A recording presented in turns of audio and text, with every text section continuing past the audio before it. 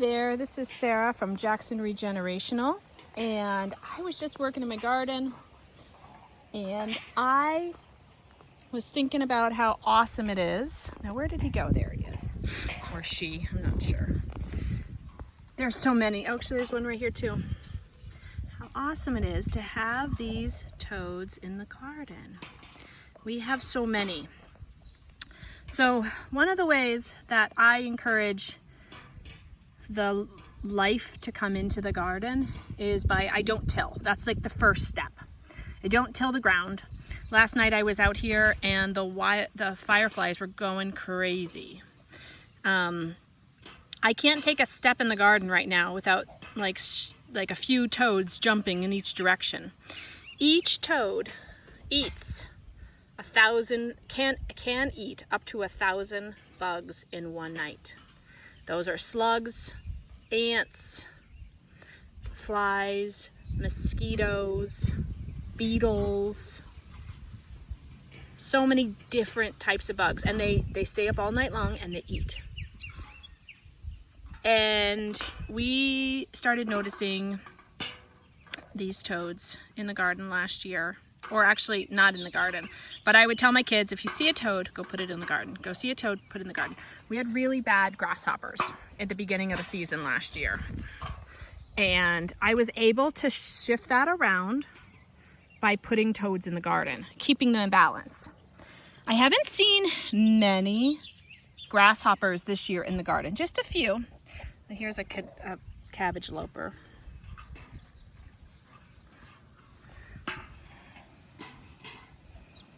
It's eating, I think this is a cabbage right here. And I don't think they eat during the day at all, but I'll just put it in front of them just in case they're feeling hungry. Usually I feed those to the chickens. I have a stacking plan for pests. Toads at night. Fireflies actually eat things too. Oh, I think we're gonna catch it. Watch. Look at that. Oh, got it. Got it on camera. Look at that. That was yummy. I'll see if I can find another one. Here's another one. They like the stems because they blend in, sort of. Look, do you want another one? Oh, where'd your friend go? You went off into the shade. Well, maybe your friend's under here. I'm not sure, but here's another one. So anyways, so there was a few more that were this way. And I was just walking and then they hop away. So I was saying fireflies, they eat, their larvae eat slugs and different things. My chickens also surrounding the garden over there, they eat things. Inviting in the beneficial pests and inviting in the pests that eat other pests. There's lots of ladybugs this year. There's one right there. I don't actually know if that's a ladybug. That might be something similar to a ladybug, but not quite a ladybug. Let's see if we can find a ladybug. We have lots of lacewings. So all I wanted to say was that one of the ways you can help support toads in your garden is by giving them habitat, places that they can hide under, like planting brassicas just for shade.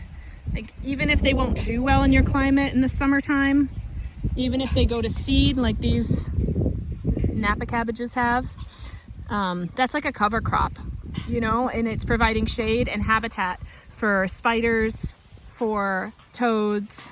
Well, there's a ladybug climbing on one of them. It provides a distraction, like if the grasshoppers do come in, they'll pick the brassicas typically over other things. Oh, here's some ladybugs on top of the cilantro. So not tilling has been my first thing. I've been doing like Ruth Stout gardening method, bale grazing, and just providing lots of mulch in my garden for a long time. It's worked really well for me. This is my lettuce, my carrots, my beets. My potatoes do really well in that system. The cabbages love it. The peppers love it. I've mulched with wool down there. The tomatoes love it. I use a broad fork in my arsenal, so to help break up the soil, but that's it. So a broad fork is just a simple tool that helps to move tongs into the earth that help provide air and space, and you can kind of loosen the soil, but you're not tilling it up. You're not killing the worms and things like that live under the system there. You're just kind of breaking it apart a little bit so you can work it a little bit easier. The other thing that I do that helps bring the toads in is I don't spray any chemicals. I don't put any down, no Sluggo. Sluggo is one of those things that helps with the slugs, sure, but what happens when you spread it around, it kills the frogs. It might kill the pillworms, but it also kills the frogs. So having a water cycle that is manageable, keeping the mulch on the ground so the ground is softer so the toads can bury into the ground, keeping the pesticides and the herbicides and the fungicides away. And in order to do that, you need to have healthy plants that can fight off pests on their own. So I use simple things like kelp to help feed the plants if I need to, or compost. Those are a very long game situation, but it helps to build the soil up. So while we do regenerative grazing out in the field, we've got our milk cow on regenerative grazing. Here in the garden, we are continuing to build a regenerative garden by planting species that help each other, planting species that bring in beneficials, planting flowers amongst all the, this is a little bit of a wildflower area, I'll go over there, planting flowers that bring in different bees and wasps, and then when they're here, they may, grab a snack on the way out. I saw a wasp carrying a cabbage loper the other day, and it's I don't know, feet, I guess. It was carrying it in its feet. So just knowing that each system is balancing with each other, just like a family. You wouldn't be able to do it on your own. So I think of this garden as a family. It's working together, and God is great, and He is amazing, and He has created all these different things, especially things like toads. If I walk down the row here, there might be another toad that pops up. They are everywhere. I had just scared a bunch before I made the video, so I figured, I don't know if I scared them away. They were out eating, but I'm so glad we got that one eating the cabbage loper on the video, because I know that's what they're doing at night. I think they like to hide in these Brussels sprouts here. I mean, and why wouldn't you, right? Like, best cabbage loper feeding ground is in here. Like, you can see there's some poops there. You see those? So that means that there's a worm right here. There he is. You can see their poops. So easy to spot. If we find another toad, we can feed it to them, or we can go feed it to the chickens. But very easy to pick off and feed to the other things around. Anyways, this is Sarah at Jackson Regenerational. I hope you're doing well. We're out here in western Kansas learning about how to grow veggies in western Kansas. Things are doing amazing. I want to show you. I'm super proud of my cucumbers. I planted them from seed, and I got this little plot up, I don't know, a couple weeks ago, but they're doing so well. I planted beans. These are rattlesnake beans that are, they're a climbing bean, and cucumbers together.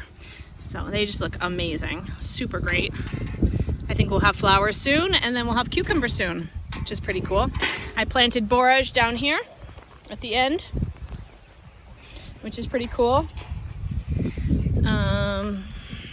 Trying to think of what else is exciting here.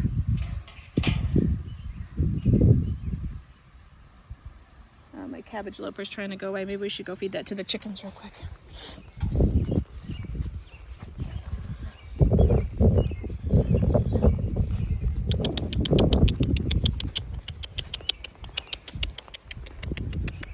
Who wants it? Who wants it? Who wants it? I only should go back and get some more, huh? You got it. Good job. Well, this is Sarah signing off. I hope you enjoy this video. If you do, like and subscribe and share it. And I'll keep doing garden updates. This was our middle of June. It's actually June 19th. Almost the first day of summer. So happy first day of summer, everybody.